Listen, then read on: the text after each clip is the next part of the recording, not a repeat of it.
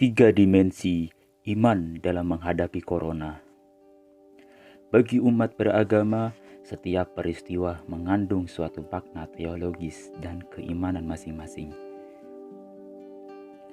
Sudah beberapa bulan ini kita berada dalam suasana prihatin, dan berakhirnya pun entah sampai kapan, nggak tahu.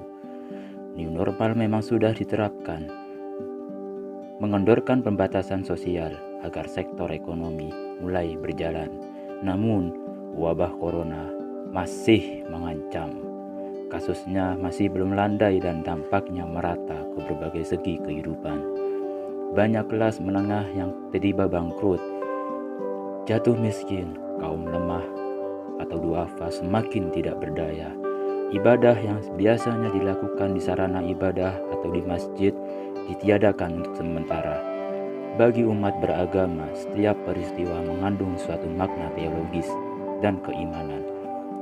Situasi ini tentu saja harus disikapi dengan tepat dan selalu dihiasi dengan harapan, kekuatan dan keyakinan bahwa semua solusi persoalan pasti diadakan.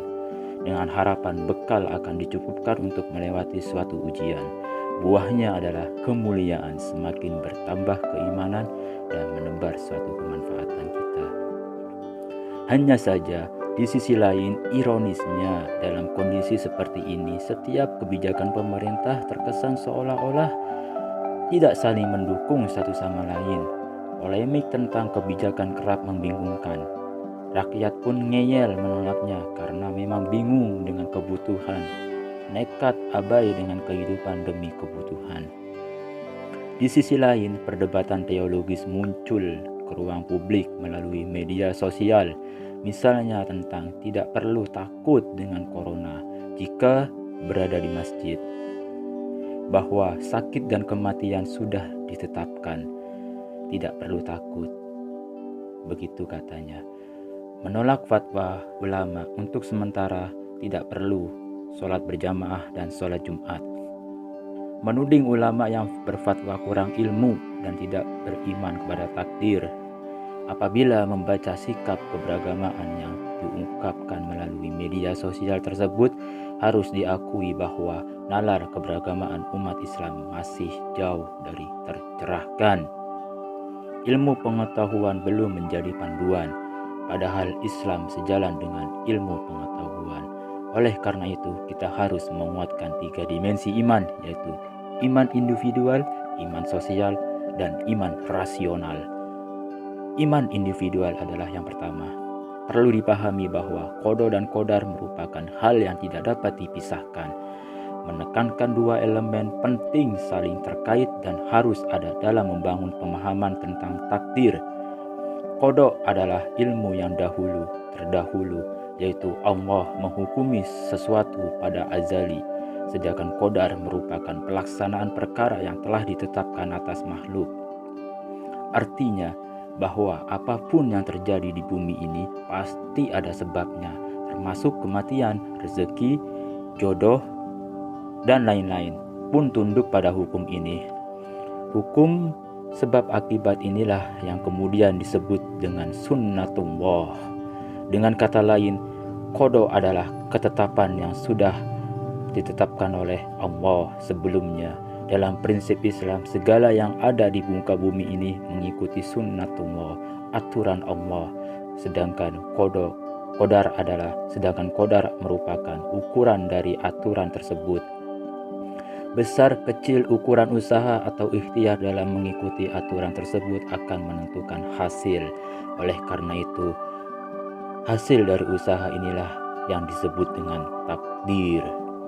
Dengan iman kepada qada dan qadar yang benar, akan terbangun sikap sabar dan tawakal. Sabar merupakan salah satu modal internal yang dimiliki manusia. Sabar dimaknai sebagai upaya menahan jiwa dari hal-hal yang tidak dapat dibenarkan oleh logika dan wahyu.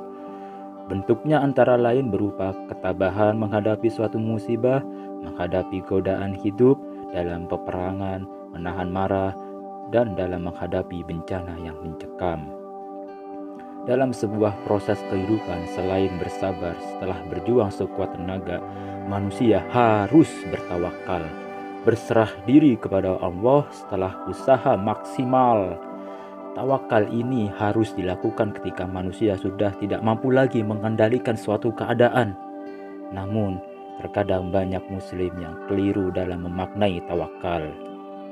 Mereka menyerahkan segalanya kepada Allah tanpa ada usaha sedikit pun. Padahal tawakal diwajibkan ketika keadaan di luar kemampuan manusia untuk merubahnya, dan tidak diharuskan tawakal ketika masih ada kemungkinan dan kemampuan untuk mengubahnya. Dimensi iman secara individual yang dibutuhkan perlu dikuatkan, dipahami, dilaksanakan, dan dalam keseharian sehari-hari. Selanjutnya adalah dimensi sosial.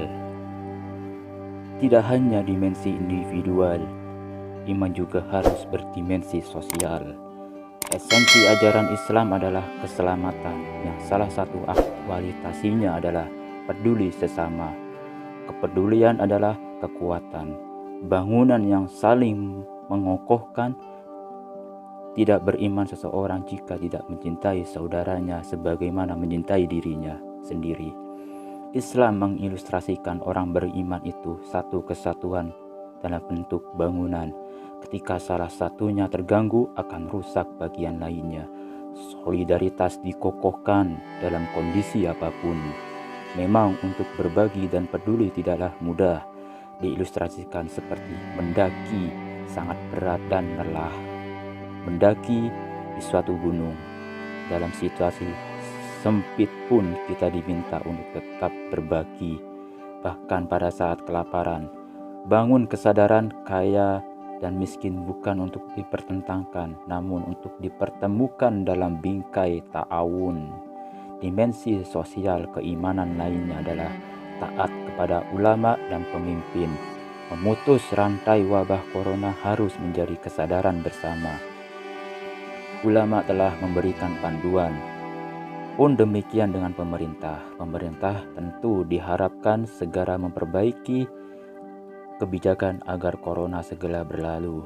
Perbaikan data dan komunikasi kebijakan agar tidak membingungkan, ego sektoral melupakan. Berpikirlah lebih luas untuk kebaikan bersama, bukan soal punggung pencitraan. Siapa yang bekerja, berjasa, tapi soal sikap dan langkah kepahlawanan. Mungkin ini harapan berlebihan. Semoga saja nurani pemimpin negeri ini terkutuk. Lebih memilih bekerja dalam suasana sunyi namun nyata, dibandingkan bersengketa kebijakan lalu rakyat menjadi korban. Yang selanjutnya adalah iman yang rasional. Iman yang rasional ini, umat Islam di Indonesia membutuhkan iman yang rasional. Iman yang salah satunya dasarnya ilmu pengetahuan. Tuna ilmu pengetahuan menjadi umat Islam mengalami keterbelakangan. Tuhan menjadikan derajat yang lebih tinggi bagi mereka yang beriman, beramal saleh, dan berilmu pengetahuan sebagaimana dinyatakan dalam surat Al-Mujadalah ayat 11. Sebagaimana yang dikhawatirkan Muhammad Abduh, kemajuan agama Islam itu tertutup oleh umatnya sendiri, di mana ajaran Islam dihafalkan lafaznya, tetapi tidak berusaha mengamalkan isi kandungannya. Antara kitab suci dan akal tidak perlu dipertentangkan, karena keduanya merupakan petunjuk arahan dari Allah, dari Tuhan. Antara ilmu dan iman tidaklah mungkin saling bertentangan. Tentu ada pertanyaan kritis dalam diri. Bukankah bebas nilai dalam ilmu pengetahuan dideklarasikan sebagai ilmuwan? Makanya dari itu ilmu pengetahuan harus dikembangkan, sehingga serat nilai menjadi pelita di tengah gelapnya kehidupan.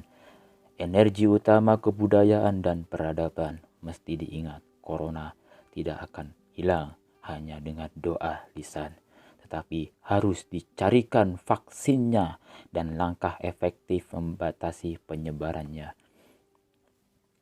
Doa tak hanya bersifat lisan, tetapi diteguhkan dalam hati dan segala jenis ikhtiar fisik serta melalui ilmu pengetahuan.